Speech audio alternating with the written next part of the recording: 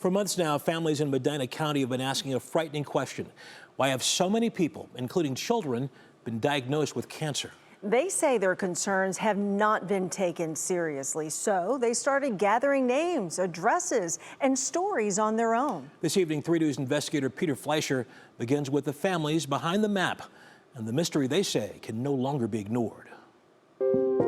That was like a day after chemo. Yeah, I do not look happy in that.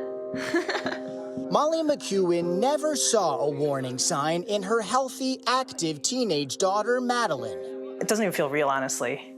Which made it even more devastating when Madeline was diagnosed with Hodgkin lymphoma at 15 years old. It's like you're just surviving. You almost sometimes don't feel anything, or you're just walking around the house crying. The worst nights is just like me crying, like trying to think why is this real? Like, why is this happening? Madeline recovered and is still in remission, but the old normal never really came back. We didn't really take it as far or think as much. We just thought it was kind of strange. And then another 6 months, another 15-year-old that went to the same schools was diagnosed too. And then we started talking to other people, and then I just started writing things down. And then I realized that there were 6 kids coming out of those schools. I was blown away. Like I said, it's one of those things. I'm getting the stories from these children and watching, from the families about their children. In the same area of Medina County, Ed Shatera's child endured a fight with pediatric cancer too. But survival doesn't erase the scare. That remains forever. If chemo and radiation don't work, chance of survival is a possibility of death. It can become devastating.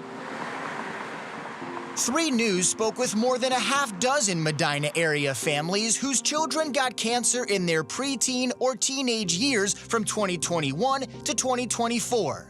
They say the pain never fully leaves, but it did bring them all together. You can't take away the pain. You can't do any of that stuff. It's really helpful as a community to be able to reach out to other parents. When I come to where I'm losing faith, they'll build me up, and vice versa. Families talked and started connecting dots. What emerged was a map and a fear they could not shake. It was shocking when I started reading about it and how much in my neighborhood. It's alarming, and you want somebody to do something.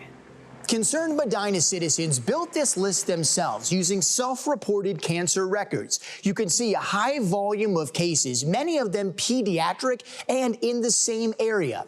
But families say when they asked the local school district, health department, and other public agencies for testing or clearer answers, they felt dismissed and left to investigate on their own. So we went to an independent expert. Dr. Andrew Curtis, a professor of spatial epidemiology at Case Western University, studies how cancer and other diseases appear across places, time, and populations. These are really just the first steps to try and give that community a little bit more scientific credibility that hopefully they can start to raise the flag a bit. To affected families, the data feels alarming.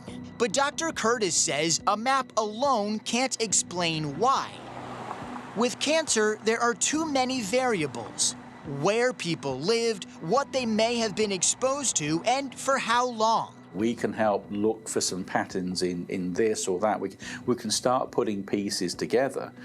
But quite often that is still just that first step to then having enough to go for the bigger sort of project. He is truly a fighter. But for families who have watched loved ones suffer, the lack of a simple answer has not made the questions go away. It keeps coming back to me, and it just gnaws at me that something's wrong, and somebody should be paying attention. No reported direct link, but many reasons to ask questions. And there's one place they keep coming back to. If it's not a link, great.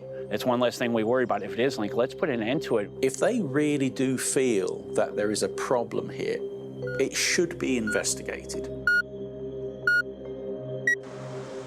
Medina County deputies sealed off the landfill at about 9 this morning, refusing to allow garbage trucks in.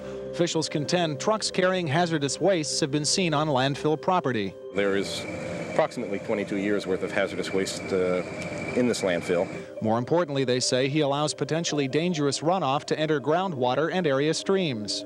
The biggest concern that started was that this is a historic landfill from the 50s, which was not lined in the bottom. I think the government needs to look into it. I think they need to test areas. I think they need to come up with something better for that landfill. Their map doesn't solve the mystery, but in a community full of questions, families say they can no longer afford to ignore any possibility, even one that's been buried for years. Again, that was Peter Fleischer reporting. Tomorrow night, we'll explore a landfill in that area that dumped hazardous waste into the ecosystem for years and reveal why families feel like local health officials have not given them the answers they feel adequate.